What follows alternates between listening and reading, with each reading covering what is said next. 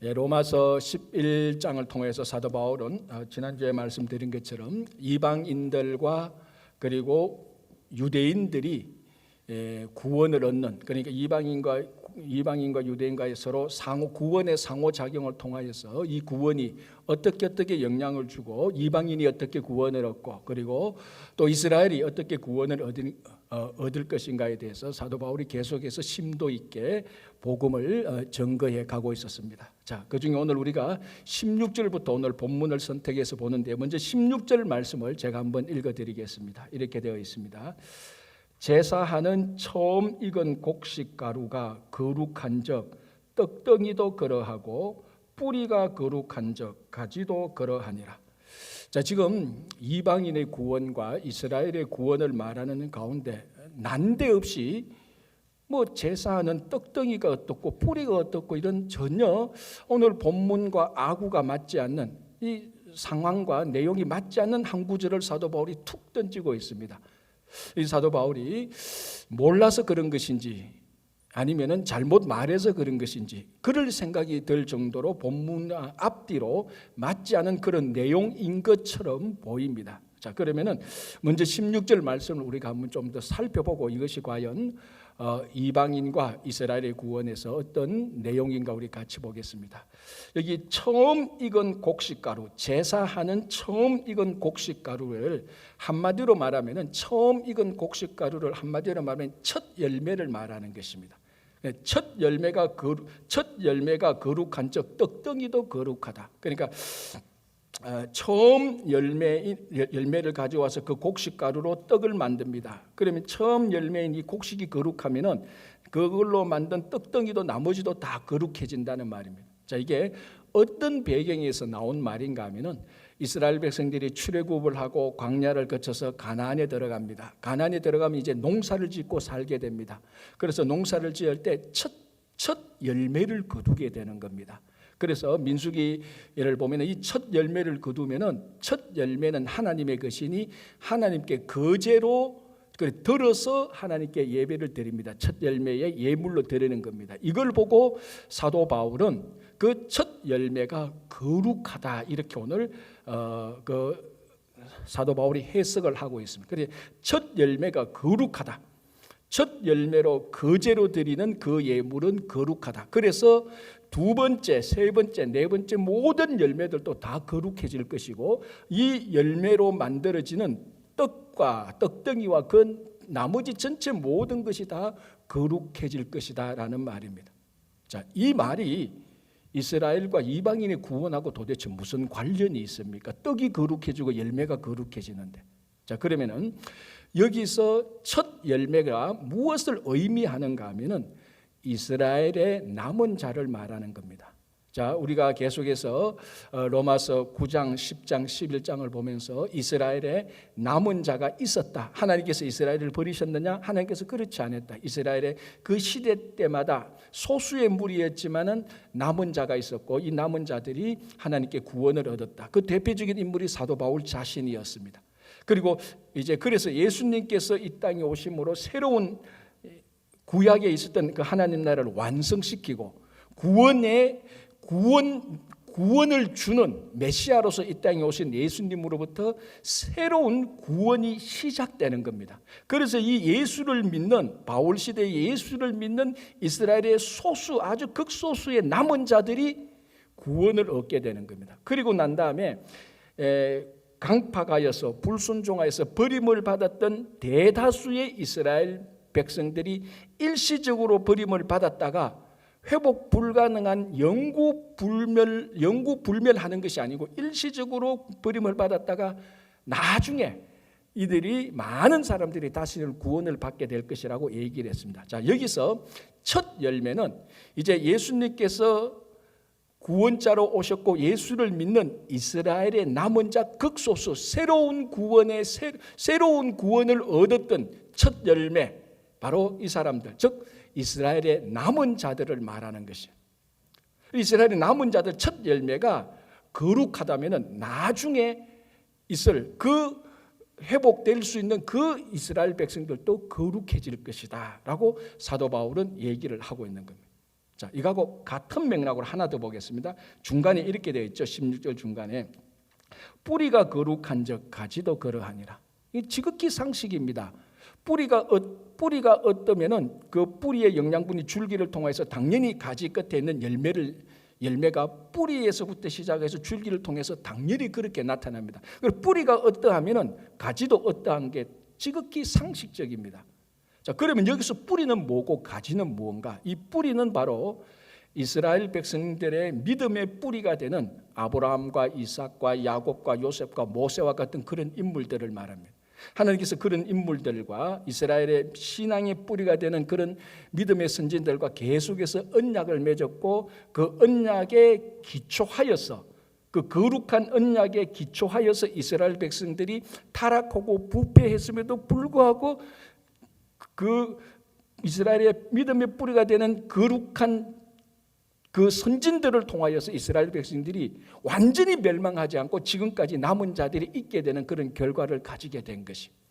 자, 여기서 이제 이 바로 첫 열매로 하나님께 제사를 드리는 바로 이 거룩함, 그리고 이 첫 열매가 이스라엘의 남은 자, 이제 새롭게 예수를 믿어서 구원을 얻는 자를 말하고, 이 뿌리가 거룩했기 때문에 지금까지 남은 자가 함께 존재해 있었다라고 이스라엘의 남은 자의 구원을 말하고, 이후에 모든 사람 이스라엘의 많은 구원 얻을 자에게 미칠 영향을 말을 하고 있는 것입니다. 이제 여기서 우리가 두 가지를 생각할 수 있을 건데, 첫 번째는 뭔가 하면은 뿌리 또는 처음 익은 곡식가루, 첫 열매, 그러니까 첫 열매 뿌리, 이것이 먼저 거룩해야 된다는, 이것이 먼저 거룩해야 된다는 것이. 그러니까 첫 번째가 거룩해야 두 번째, 세 번째도 거룩해진다는 첫 열매, 첫 번째의 거룩함의 중요성을 말하고 있는 것이고요. 또 하나는 왜 거룩인가 하는 것입니다. 왜 거룩이냐는 겁니다.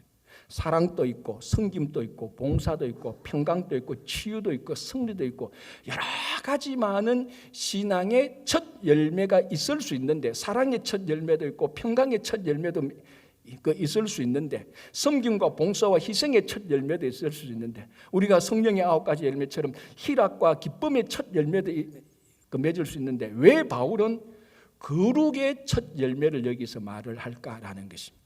왜 거룩인가는 겁니다. 자, 거룩은 사람과 세상과 하나님과 비교해서 가장 본질적으로 구별되는 하나님의 본성이 거룩입니다. 자, 하나님을 우리가 여러 가지로 말할 수 있습니다. 제가 방금 나열한 것처럼 사랑의 하나님. 자, 이 사랑의 하나님은 우리가 사랑의 하나님을 완전히 다 알지는 못하지만 부모의 사랑을 통해서 하나님의 사랑을 약간 우리가 알 수가 있습니다. 그리고 소망, 그리고 희망, 그리고 평강, 이런 것들을 통하여서 하나님이 가지고 있는 본성을 우리들도 완전하지는 못하지만 부분적으로 다 하나님의 그 본성을 우리가 알고 있습니다. 그러나 천하 없어도 세상과 우리가, 죄인된 우리가 결코 알 수 없는 하나님의 본성이 거룩입니다. 그러니까 세상과 우리와의 관계에서 볼 때 거룩이야말로 완전히 우리와 구별되는, 완전히 세상과 구별되는 하나님의 본질이 거룩입니다. 우리가 아무리 노력해도 무엇을 해도 하나님의 거룩은 알 수가 없습니다. 그건 하나님으로부터만 온전히 나오는 거룩이기 때문에 그렇습니다. 그래서 이 거룩이야말로 이 세상과 인간을 확실하게 구별짓는 하나님의 특별한 본질이 거룩입니다. 자, 여러분, 모세가 소명받을 때를 한번 보십시오. 하나님께서 모세 나이 80대 그 모세가 오고 가는 그 길에서 모세를 부릅니다. 그래서 그 가시덤불에 불은 타는데, 불은 붙었는데 가시덤불이 타지 않는 걸 보고 모세가 그 앞에 나가지 않습니까? 그때 하나님이 모세에게 뭐라고 말합니까? 모세야, 모세야, 이리로 가까이 하지 말라. 내가 선 곳은 거룩한 곳이니 신을 벗으라고 말합니다. 자, 그 땅이 진짜 거룩한 땅입니까? 아니에요. 지난 40년 동안 모세가 양을 치면서 왔다 갔다 했던 그 땅입니다. 그리고 아마 그 땅 어디에 어느 한 부분에는 한 며칠 전만 하더라도 양이 배설물을 쏟아낸 그 땅일 수도 있는 것입니다. 그런데 그곳이 왜 거룩해집니까? 거룩한 하나님이 거기에 계시니까 그 장소, 그 공간이 거룩해지는 것입니다. 그러니까 하나님께서 모세를 만날 때 하나님 본연의 하나님의 본질적인 것이 나는 거룩한 하나님이다라고 말을 하는 것입니다. 더 놀라운 것은 그 다음에 출애굽기 3장 6절, 그러니까 내가 선 곳은 거룩한 곳이니 신을 벗으라, 이 말이 출애굽기 3장 4절 5절에 나오는데 바로 그 다음 구절 3장 6절에 하나님께서 뭐라고 말하는가 하면 모세에게 나는 아브라함과 이삭과 야곱의 하나님이라고 말합니다. 왜? 이 하나님이 어떤 하나님입니까? 거룩한 하나님이라는 것입니다. 지금 모세 너를 불러서 너를 불른 이곳을 거룩하게 만드신 내 거룩한 하나님이 누군가 하면은 아브라함을 불렀고 이삭을 불렀고 야곱을 불렀던 하나님이다. 그러면은 아브라함이 만났던 하나님, 야곱이 만났던 하나님, 이삭이 만났던 하나님은 어떤 하나님?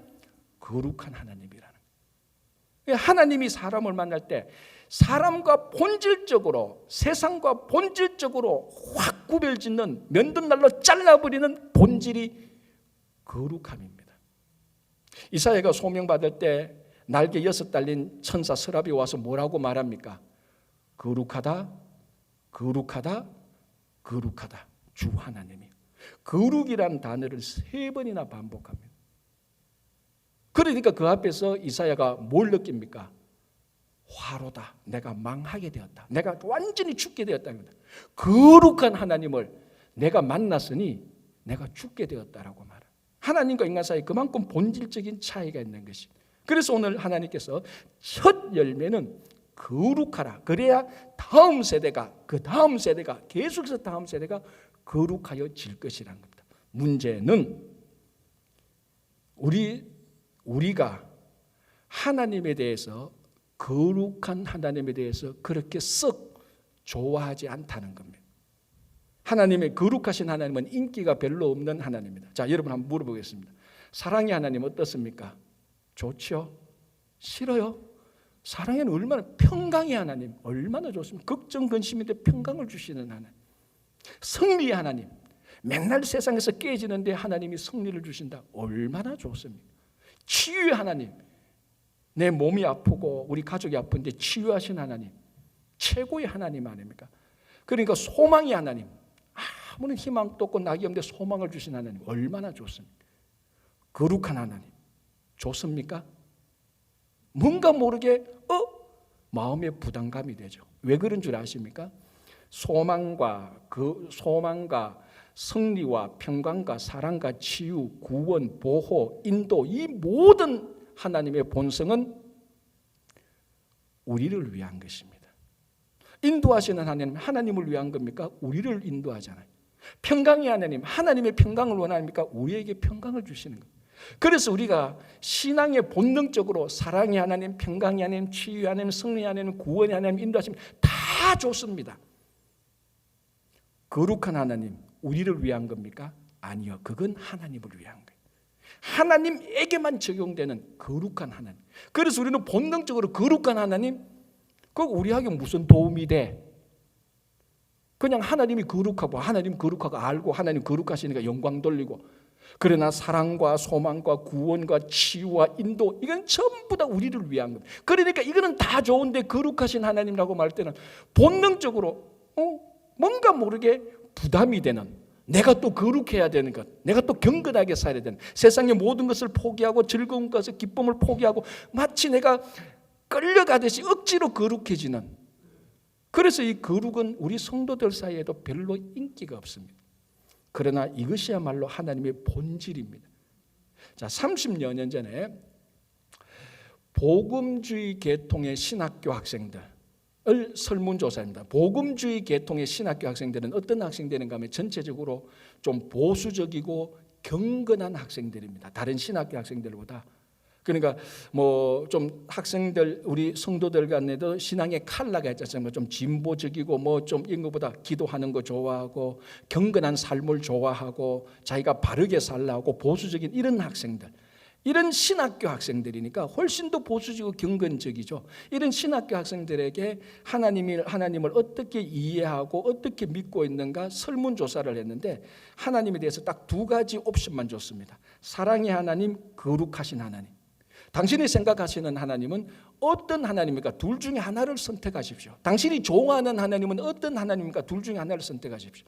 그래서 이 신학생들이 둘 중에 하나를 선택했는데 사랑의 하나님을 선택한 학생이 80%, 거룩하신 하나님을 선택하신 하나님이 20%, 비율로 4대 1입니다.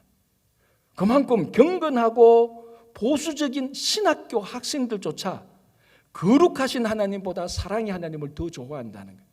자, 사랑의 하나님을 좋아한다는 게 잘못됐다, 나쁘다는 건 절대로 아닙니다. 그러나 그만큼 이 설문조사가 보여주는 것은 신학교 학생들, 경건한 신학교 학생들조차도 거룩한 하나님에 대한 거리감이 있다는 거예요. 인기가 없다는 겁니다. 그게 30년 전이니까 지금은 오죽하겠습니까? 지난 30년 동안 얼마나 변화가 많았고 얼마나 세속화되었겠어요. 지금 아마 그런 조사를 해보면 4대 1은 그냥 10대 1만 나와도 잘 나왔을 겁니다. 거룩에 대해서. 이렇게 우리가 뭔가 모르게 딱 꼬집어서 말은 못하지만 거룩한 하나님은 부담이 되고 다른 하나님을 자꾸 선택하고 싶은 그런 신앙의 본성이 있습니다. 그럼에도 불구하고 사도 바울로는 첫 열매가 사랑이어야 되고, 첫 열매가 소망이어야 되고, 첫 열매가 섬김이어야 되고, 헌신을 말하지 않고 거룩을 말하고 있습니다. 왜 거룩일까요? 이 거룩이야말로 세속화를 유일하게 막는 겁니다. 교회의 가장 큰 위험이 뭔 줄 아십니까? 세속화 아닙니까? 교회가 세상을 계속해서 닮아가는 것, 이것이 지금 교회의 가장 큰 문제입니다.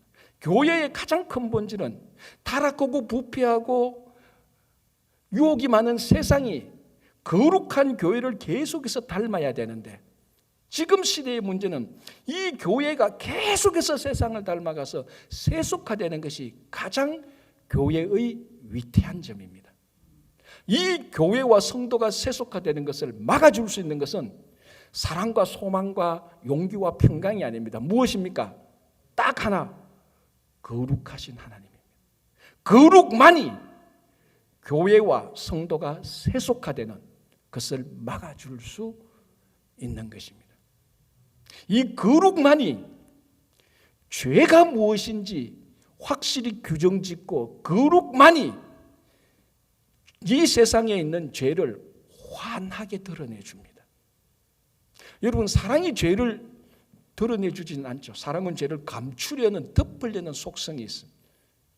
소망, 치유, 평강, 이 모든 것은 거룩을 완전히 드러내지 죄를 완전히 드러내지 못합니다. 그런데 거룩만이, 세상과 인간과의 관계에서 본질적으로 다른 하나님의 거룩만이 무엇이 죄인가를 정확히 규정하고 드러내줌으로 말미암아 성도로 하여금, 교회로 하여금 죄악을 이기게 할 수 있는 능력이 거룩에서 나오는 것입니다. 그래서 첫 세대가 거룩해야 다음 세대가 거룩하는데, 여러분, 앞으로 다음 세대를 한번 생각해 보십시오. 이 세상이 더 세속화되지 더 거룩해질 가능성은 0%입니다. 세상은 가면 갈수록 계속해서 세속화되고 부패와 타락을 향해서 갈 수밖에 없습니다. 그게 마지막 종말을 향해서 가는 겁니다. 다음 세대의 가장 큰 문제는 어떻게 우리 세대의 자녀들이 계속해서 거룩함 속에 머물러 있느냐, 이것이 신앙의 관건입니다. 다음 세대가 어떻게 거룩에 머물러 있을 수 있게 할까? 첫 세대인 우리가 거룩한 길을 내어줘야 되는 겁니다. 그래서 사도 바울은 말합니다. 첫 열매가 거룩해야 나머지 전체가 다 거룩할 것이다 라고 말합니다. 여러분들이 우리가 예수를 믿는 순간 우리에게 주어지는 공식적인 호칭이 있습니다. 그게 뭘까요? 성도입니다. 물론 어느 교회에서는 형제 자매라고 말하는데 그 좋죠. 그 형제 자매는 친밀감 있고 좋지만은, 형제 자매가 되기 전에 우리가 예수를 믿는 순간부터 우리는 공식적으로 누구든지, 장로가 되기 전에, 목사가 되기 전에, 성가대가 되기 전에, 교사가 되기 전에 누구든지 먼저 자동적으로 성도가 되는 겁니다. 성도의 뜻이 뭡니까? 거룩한 무리들. 그래서 여러분들이 예수를 믿는 순간 거룩한 사람이 되었어요. 어떻게 계속해서 이 거룩을 유지할 수 있을까? 사도 바울이 믿음의 아들 디모데에게 디모데전서 4장 5절에서 이렇게 말합니다. 하나님의 말씀과 기도로 거룩하여 지내니라. 자, 디모데전서는 바울의 노년에 기록한 책입니다. 바울의 산전수전을 다 겪었습니다.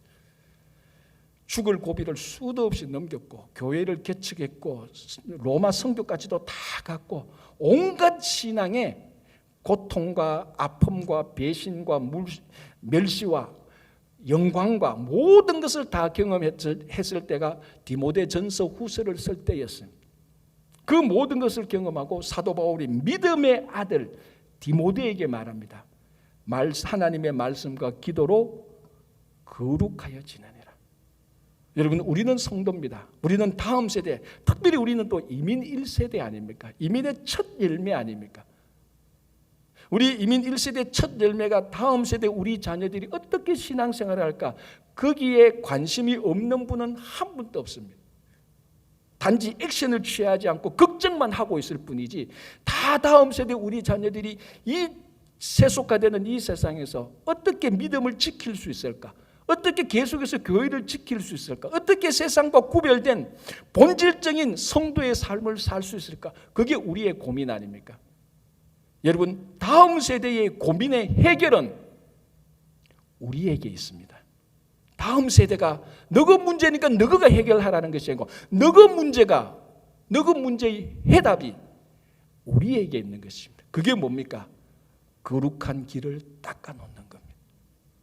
우리가 하나님의 말씀과 기도로 계속해서 거룩해짐으로 말미암아 더 세속화되어지는 우리 자녀들의 그 시대에 자녀들이 아버지 어머니 첫 열매가 걸어간 길을 따라갈 수 있도록 거룩한 길을 내시는 여러분 되시기를 바랍니다.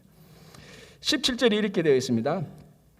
또한 가지 얼마가 꺾이었는데 돌감람 나무인 내가 그들 중에 접붙임이 되어 창감람 나무 뿌리의 진액을 함께 받는 자가 되었은즉. 자, 이게 그 유명한 접붙임 비유입니다. 이스라엘의 구원과 이방인의 구원이 어떻게 상호작용을 일으키는가, 이 접붙임 비유가 가장 잘 명확하게 말해주고 있는 것입니다. 자, 창감람 나무 가지가 있는데 이 창감람 나무가 있는데 이 창감람 나무는 이스라엘을 말합니다. 아니, 더 정확히 말하면 구원을 말합니다. 이 창감람 나무에 가지 하나가 꺾여지면은 돌감람 나무 가지 하나를 접붙입니다. 그러면은 돌감람 나무 가지가 창감람 나무에 붙어서 창감람 나무 가지가 되어가기 시작하는 겁니다. 어떻게요? 오늘 사도 바울은 말합니다. 창감람 나무의 뿌리로부터 진액을 공급받아, 영양분을 공급받아 줄기를 통하여서 가지를 통하여서 그 가지에 돌감람이 열리는 것이 아니고 참감람이 열리는 것입니다. 그래서 돌감람 나무 가지, 즉 이방인들을 말하는 것이죠. 구원 얻는 이방인들을 말하는 것입니다. 그래서 창감람 나무는 이스라엘의 구원을 말하고 창감람 나무에서 꺾어진 가지는 우리가 앞에서 본 것처럼 불순종하고 강팍하여서 구원의 대열에서 떨어진 그 사람들을 말하는 겁니다. 그래서 그 사람들이 떨어졌으니까 강팍하고 불순종하여서 구원의 대열에서 떨어졌으니까 구원이 유대인에서 이방인대로 넘어간 것 아닙니까? 이걸 비유로 이 돌감람 나무에 해당되는 이방인에 해당되는 돌감람 나무 가지가 구원의 접붙임이 되어서 이방인이 구원을 얻게 되는 비유를 말하고 있는 것입니다. 자, 여기서 중요한 것은 돌감람 나무가 어떻게 참감람 나무 가지가 되느냐는 겁니다. 접붙임이 되어야 됩니다. 그리고 오늘 바울이 말하죠. 창감람 나무의 뿌리에 진액을 공급받아야 되는 겁니다. 그는 접붙임이 되어 있으면 당연히 그렇게 되는 겁니다. 당연히 그렇게 되는 것이지만 그 과정을 말할 때 참감람 나무의 뿌리의 영양분을 돌감람 나무 가지가 받아서 창감람 나무 가지처럼 되어서 창감람 나무 가지의 열매인 참감람이 열리게 되는 것입니다. 자, 여기서 사도 바울이 말하는 것은 바로 참감람 나무는 이스라엘의 구원이고 돌감람 나무는 우리와 같은 이방인입니다. 그래서 접붙임을 당해서 참감람 나무 가지가 꺾여 나가고 그래서 일시적으로 버림을 받고 대신 그 자리에 돌감람나무 가진 이방인이 접붙임이 되어서 구원이 이방인에게로 넘어오던 것을 얘기하고 있는 것입니다. 우리 사사시대 때에 엘리멜렉이라는 사람이 베들레헴에 살고 있었는데 그 베들레헴에 큰 기근이 들죠. 그래서 이 엘리멜렉은 자기 아내와 두 아들을 데리고 이민을 갑니다. 어디로 갑니까? 요단강을 건너서 동편 쪽으로 모압 땅에 가게 됩니다. 그래서 거기서 거주해서 살면서 두 아들이 그 모압 여인과 결혼을 하게 됩니다. 그래서 4명의 가족이 6명이 됩니다. 그런데 그 모압 땅에서 남자 3명이 다 죽습니다. 그러면 여자 3명만 남죠. 그러니까 엘리멜렉의 아내 두 여인의 시어머니 나오미가 남고 두 며느리 이름이 오르바와 룻입니다. 이 지금 룻기 내용을 지금 제가 얘기하고 있는 거죠. 그러다가 남자 3명이 다 죽으니 이 나오미가 이방 땅 모압 땅에서 살기 힘들어져서 고향 베들레헴으로 돌아가기로 결정하고 두 며느리를 데리고 고향 베들레헴으로 가는 도중에 나오미가 아무리 생각해도 이 두 며느리 모압 여인 이방 여인이 베들레헴에 가서 정상적인 삶을 살기가 어렵다고 판단하고 두 며느리를 다시 자기 고향 모압으로 돌아가라고 강권합니다. 그래 한번 돌아가라가 아니고 강력하게 너 둘이 돌아가라. 너 아직 젊고 좋은 사람 만나서 여생을 편안하게 잘 보내라. 너 내 따라 베들레헴 갔다가는 인생 다 망한다. 눈에 뻔하다. 100% 보인다. 그러니까 빨리 돌아가. 강력하게 권고하는데 그 말을 들었던 오르바는 눈물을 흘리면서 어머니의 강건함을 받아서 고향 땅 모압으로 돌아갑니다. 남은 며느리 룻은 뭐라고 말합니까? 자기는 안 돌아가겠다. 어머니 나를 고향으로 돌아가라고 강건하지 말라. 자, 그게 룻기 1장 16절에서 17절 전반부인데 제가 한번 읽어드릴 테니 이 말씀을 듣고 여러분 무슨 생각이 떠오르는가 한번 보십시오. 한번 생각해 보십시오.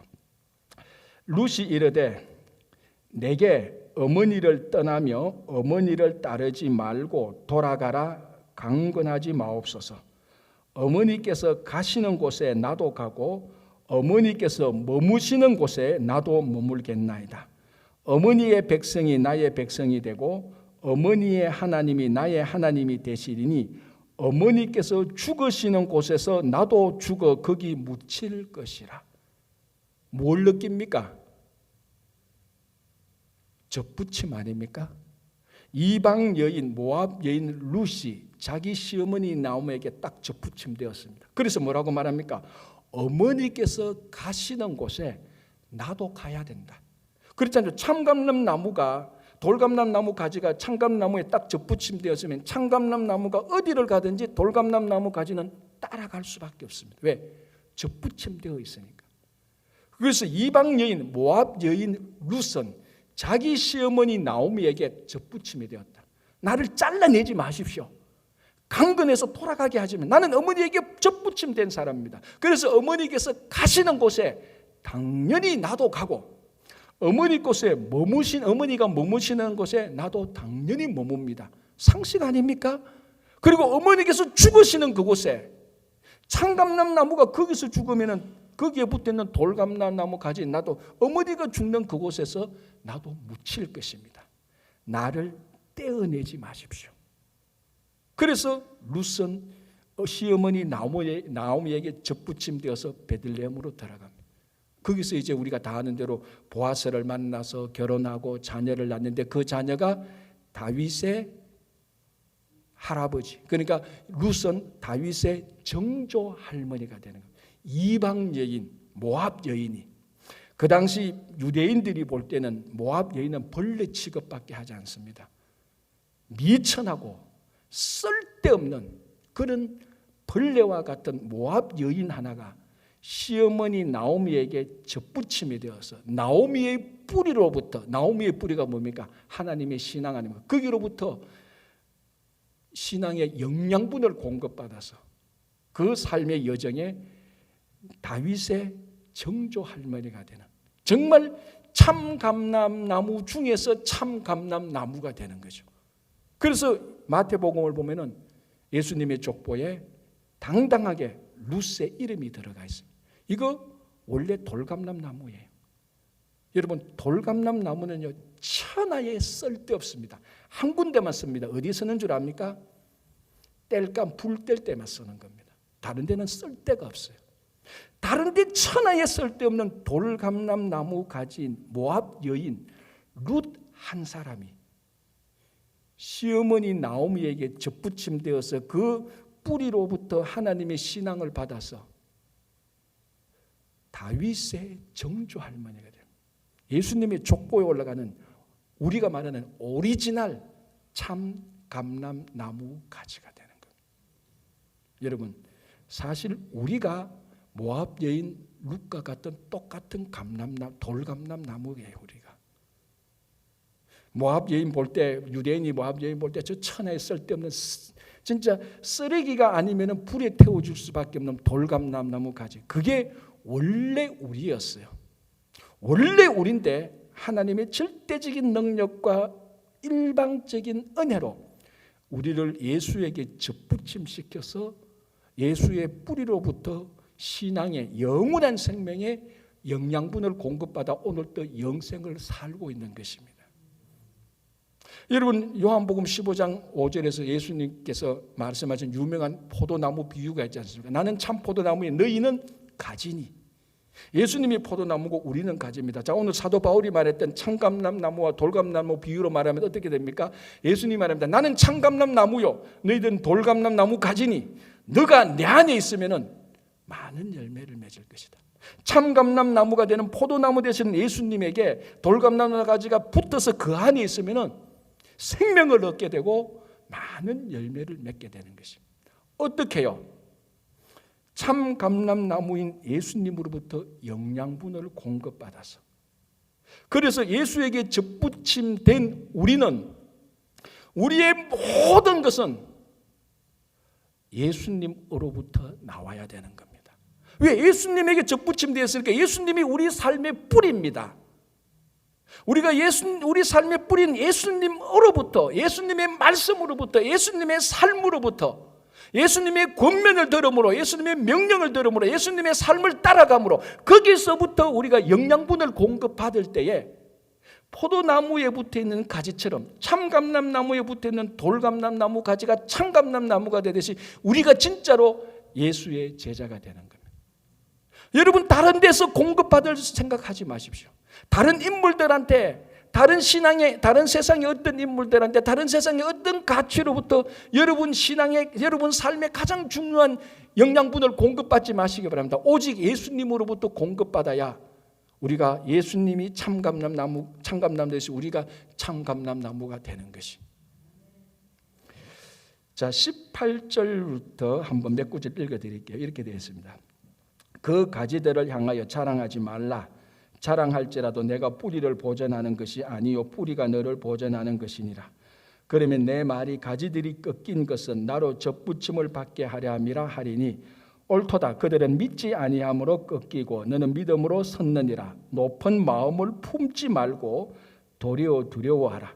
하나님이 원 가지들도 아끼지 아니하셨은즉 너도 아끼지 아니하시리라. 자, 이 말은 참감람나무에 붙은 돌감람나무 가지, 그래서 참감람나무 가지가 되어서 참감나무의 열매를 얻었던 구원을 받은 이방인들에게 주는 하나님의 권면입니다. 한마디로 말하면 뭡니까? 너희들이 참감람나무 가지에 붙어서 참감람나무 가지의 열매, 참감람나무의 열매를 맺었다고 해서 교만하지 말라. 그리고 꺾여진 참감람나무 가지를 무시하지 말라. 그게 오늘, 그러니까 쉽게 말하면 이방인들을 향한, 구원을 받은 이방인들을 향해서 사도 바울이 강력하게 권면합니다. 교만하지 말라. 마음을 높은 데 두지 말라. 자긍하지 말라. 세 가지 이유로 말이죠. 첫 번째는 뭡니까? 너희들이 참감람나무 가지, 돌감람나무인데 참감람나무에 붙어서 참감람나무의 열매를 얻은 것은 뿌리로부터 영양분을 받아서 그렇게 된 것이, 너희들이 참감람나무를 보존한 게 아니다. 참감람나무가 너희들을 보존한 거 아니냐. 그래 너희들이 뭐 자랑할 게 뭐가 있느냐. 이게 첫 번째고, 두 번째는 19절 20절에서 말합니다. 자, 지금 이 그림을 생각해 보면 참감람나무가 있고 원래 참감나무 가지가 있습니다. 근데 참감람나무 가지가 꺾여졌다 그랬죠. 왜? 교만과 불순종과 강팍함으로 창감나무 구원에서 이스라엘이 꺾여졌습니다. 요 꺾여진 자리에 돌감나무 가지가 접붙임을 당하는 겁니다. 그러니까 창감나무 가지가 어쨌든 원래 창감나무의 가지가 꺾여야, 희생이 되어야, 창감나무 가지 하나가 죽어야 그 자리에 돌감나무 가지가 들어가는. 그러니까 자기가 자격이 있어서 돌감나무 가지가 저 창감나무 가지에 맺힌 것보다 내가 더 열매를 잘 맺을 수 있을 자격이 있어서, 더 똑똑해서, 더 잘생겨서 접붙임을 당한 게 아니라는 겁니다. 창감나무 가지가 꺾여졌으니까 거기서 하나님의 은혜와 능력으로 접붙임을 당했으니 네가 무슨 자랑할 것이 있느냐는 거예요. 세 번째 이유는 강력합니다. 창감나무에 붙어있는 이 가지 하나가 교만하고 불순종하고 강팍할 때 하나님께서 원래 창감나무 가지 원가지도 아끼지 않고 꺾어서 잘라버렸다. 그런데 돌감나무 가지가 붙어있다가 교만한다면은, 강팍해진다면은 월 창감나무의 원래 가지도 꺾는 하나님께서 돌감나무 가지가 붙은 것이, 돌감나무 가지 붙어서 창감나무 가지가 되었다고 해서 열매를 맺었다 해서 교만하면 그거 꺾는 것은 아무것도 아니다. 그것을 두려워하고 자랑하지 말라는 것입니다. 그러니까 이방인들이 구원받았다고 해서 유대인 무시하지 말라는 겁니다. 쉽게 말하자면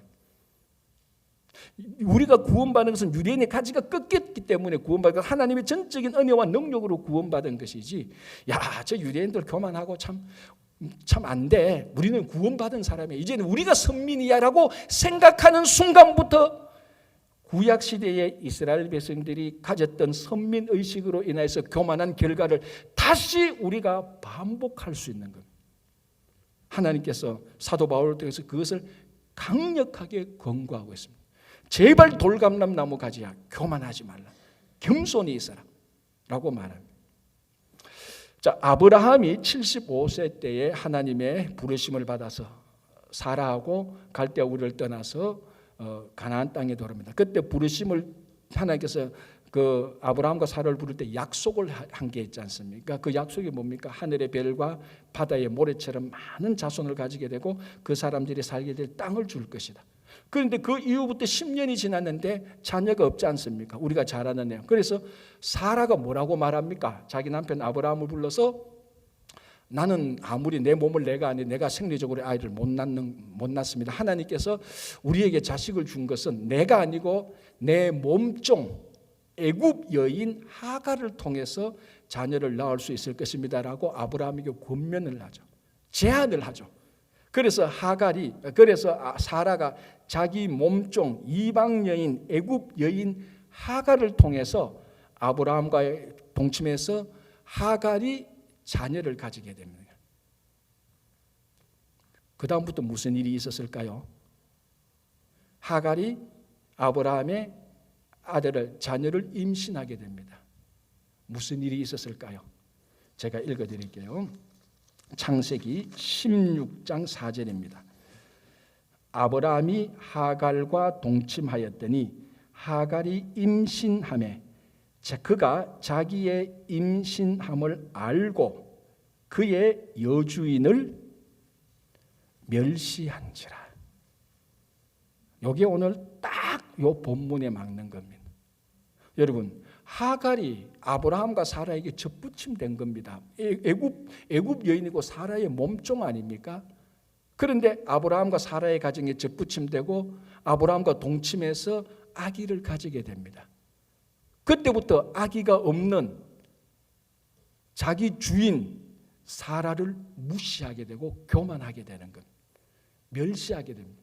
어떻게 됐을까요? 이 하갈은 그 집에서 쫓겨납니다. 버림을 받게 되는 거죠. 오늘 하나님께서 돌감나무 가지가 교만하면은 창감나무 가지도 꺾은 하나님께서 돌감나무 가지도 버린다, 꺾는다고 했던 일이 그대로 하갈에게 일어났던 것입니다. 그래서 하갈이 그 집에서 쫓겨나서 광야로 갑니다. 그러나 사랑의 하나님께서 하갈을 찾아와서 위로하고 격려합니다. 그런데 뭐라고 말합니까? 너 다시 그 집에 들어가. 그리고 우리말로 하면 제가 좀 약간 해석하면 까불지 말고 사라의 수하에 들어가서 복종하라고 말을 합니다. 네가 접붙임을 받아서 아기를 가졌다고 해서 원래 너의 참감나무 가진 사라를 네가 무시해? 너 교만해. 그래서 네가 지금 꺾여서 버림을 받았지만은 하나님의 특별한 사랑으로 너를 다시 그 집에 들여다 보내줄 테니 절대로 까불지 말고 사라의 수하에 들어가서 그에게 복종하라고 말해요. 바로 하갈이 자기가 임신하면서 아기를 가지자 참감람 나무에 있는 사라를 무시할 때 일어났던 일이 오늘 사도 바울이 똑같이 권면하고 있습니다. 자, 그러면은 원래 돌감람 나무 가지였던 우리가 예수에게 접붙임돼서 구원을 얻었습니다. 우리가 늘 그렇다면 우리가 유대인만 무시 안 하면 됩니까? 아니지 않습니까? 유대인을 이스라엘을 저 교만하고 저 뭐 좀 군사력 좀 잘 나간다 저렇게 교만하고 저 영적으로 어두운 사람들 다 심판받고 그렇게 무시하고 교만하고 우월감을 느낄 게 아니고 유대인뿐만 아니라 모든 민족과 모든 인종들에게 그리고 교회 공동체와 가족 공동체와 직장에 있는 모든 사람들에게 동일하게 자긍하지 말고 교만하지 말고 우리 구원의 접붙임을 받아서 구원의 삶을 살고 있는 우리의 삶을 감사하고 겸손하며 기쁘게 살아야 되는 것입니다.